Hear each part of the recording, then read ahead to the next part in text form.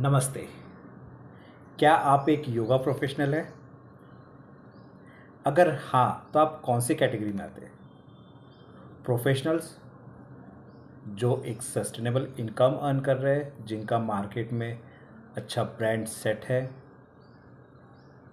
जिनको बहुत लोग जानते हैं, वर्ड ऑफ माउथ अच्छा है जिनका, मीन्स 3%। या आप वो योगा प्रोफेशनल है जो मार्केट में स्ट्रगल कर रहा है, जिसको क्लाइंट मिलना इजी नहीं है, जिसको बहुत सारे फ्री डेमो रन करने पड़ते हैं, मीन्स दी 97%। यस, इंडिया में 97% yoga professionals are struggling to get clients to earn sustainable income, and 3% of yoga professional institutes, they are doing well in the market. So what is the reason? ऐसा क्यों है? If you see the graph, 2014 के बाद से योगा या फिर yoga industry, wellness industry में एक बहुत बड़ा उछाल आया है. Since we started celebrating 21st June as an International Yoga Day, and people started getting into yoga, taking yoga as a career, doing 300 hours, 200 hours, 500 hours yoga certification courses, ये सोच के कि उनका जो करियर है इस फील्ड में अच्छे से ग्रूम होगा. बट व्हेन दे स्टार्ट, एक कोर्स एक के बाद दूसरा कोर्स, दूसरे तीसरा कोर्स, तीसरे का चौथा कोर्स, कोर्स पर course, but result is same. They had to struggle to get clients on regular basis. और क्लाइंट्स मिल भी जाए तो क्या, कोई बोलेगा आप 100 रुपीज़ में क्लास ले लीजिए, कोई बोलेगा आप 200 में क्लास ले लीजिए.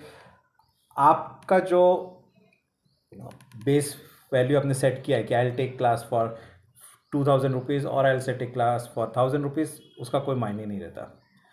जैसे हम लोग एक डॉक्टर के पास जाते हैं, डॉक्टर का फीस फर्स्ट टाइम जाएंगे तो वहाँ पे मेंशन रहेगा 500, 700, 900 डिपेंड.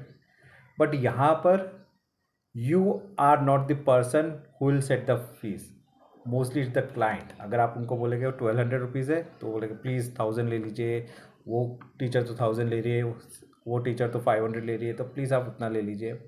दे विल नॉट सी कि आप क्या दे रहे हैं. दे विल जज ऑन द बेस कि आपको नीड कितना है. एंड डेफिनेटली मार्केट में जब कॉम्पिटिशन्स है, we need clients to earn a income of like 30, 40, 50, 60,000. आपको क्लाइंट की ज़रूरत है ही. ऐसा आपको बिल्कुल नहीं होगा कि हाथ बैठे बैठे आपके पास 5 फिगर 6 फिगर इनकम आ जाए. But at the same time हम लोग देखते हैं कि योगा टीचर्स मॉर्निंग में उठ जाते हैं, they are ready, they are energize to take classes, but they are not ready to change themselves. They are not ready to bring the new trending things, or they are not ready to apply the models, new models in their freelancing business. Yoga is a kind of business. आप क्या कर रहे हैं? आप freelancing, आप free में तो service नहीं दे रहे. So you are not doing any social service, you are charging. Okay, so you can't say कि I am doing a social service, I am helping. You are charging, so you are getting fees. So why not implement new strategies, multiple income source strategies in your yoga business, so that you can start earning more. अभी क्या होता है कि जो पुराना model है, आपको कोई क्लास दिला देगा, आप 7-8 बच्चों के क्लासेस ले रहे होगे, 7-8 क्लाइंट्स के क्लासेस ले रहे हो, and you are happy with that. But in the competitor you can not survive on that. You definitely need to upgrade yourself. You have to become a mentor, you have to become a teacher, you have to become a coach, you have to become a coordinator, you have to become a consultant, you have to become a e-commerce seller. Lot of things you have to do.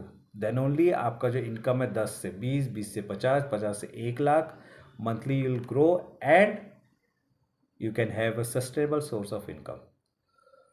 So I have shared few income source in my last video. If you know, please share in the comment box ki what are the new ways you can help clients to be fit and you can earn on a regular basis a good income. Thank you.